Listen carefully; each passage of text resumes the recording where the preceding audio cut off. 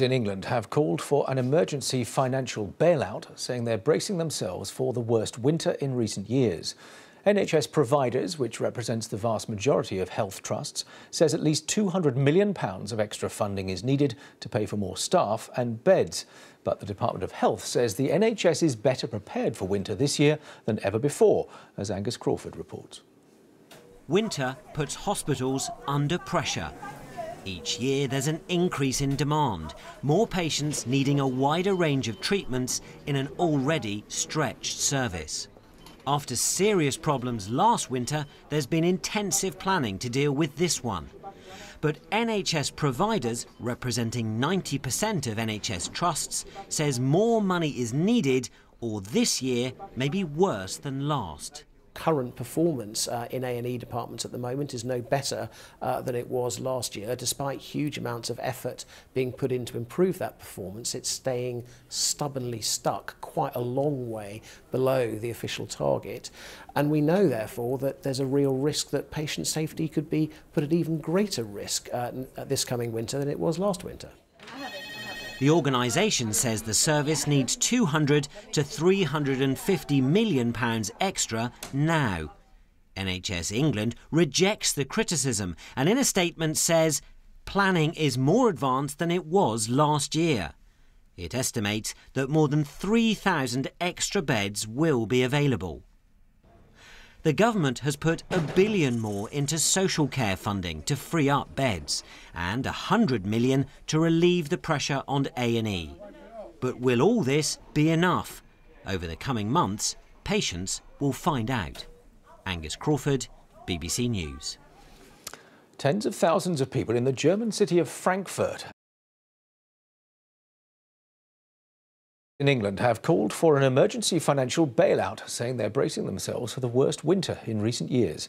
NHS Providers, which represents the vast majority of health trusts, says at least £200 million of extra funding is needed to pay for more staff and beds. But the Department of Health says the NHS is better prepared for winter this year than ever before. Well, joining me now is Dr. Tony O'Sullivan, who's the co-chair of Keep Our NHS Public and a retired paediatrician. Welcome. Good afternoon. Do these figures ring true? These concerns ring true to you? Oh, they certainly do. We've had 7 years now of 3% a year underfunding compared to what is generally accepted by people with integrity, the King's Fund, Nuffield Trust, Sarah Wollaston, Chair of the Health Select Committee, as well as other politicians saying that they need 4% a year to maintain the standards of healthcare for a growing population with greater complexity and greater interventions that we can now offer. So when they put forward this particular figure of around between 200 and 350 million, which they need, they say now, you think that's about right? I do. It's an emergency response to a situation that's been created over several years.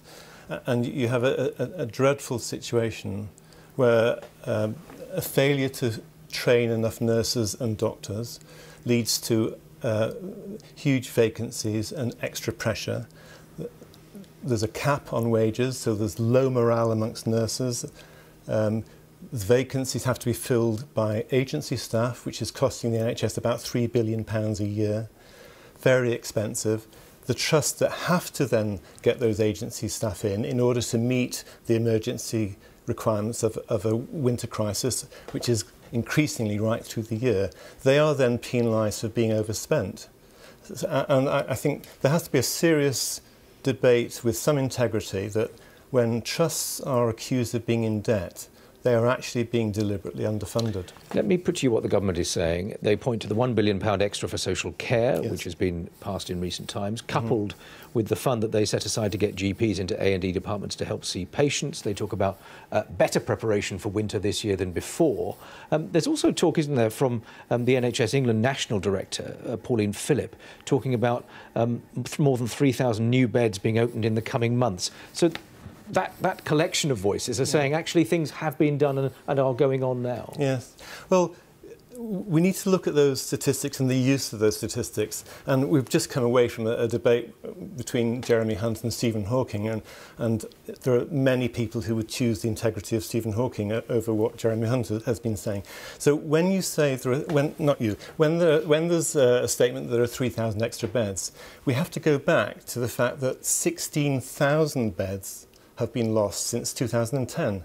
That's 9,000 acute beds and 6,000 beds for mental health and learning disability.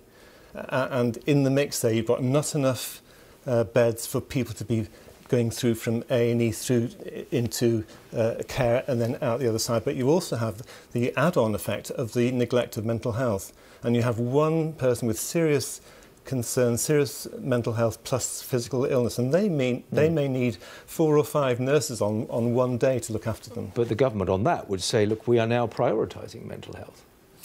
Well, again, it's like shutting the stable door after the horse has bolted. If you create a huge flood and then you take a bucket of water and try to bail out, it's not good enough. So actually what the government has been imposing on the health service is an aim to be underfunded by £22 billion a year by the year 2020-21. That wouldn't be what the government's view of that position would be, though, would it? They would not say we are setting out to underfund the NHS. There was an enforced agreement with Simon Stevens, who himself was asking for more than that, saying that if there's £30 billion of agreed need, agreed by people, again, with integrity, the King's Fund and the Nuffield Trust, and if we give you £8 billion, you will find the extra £22 billion.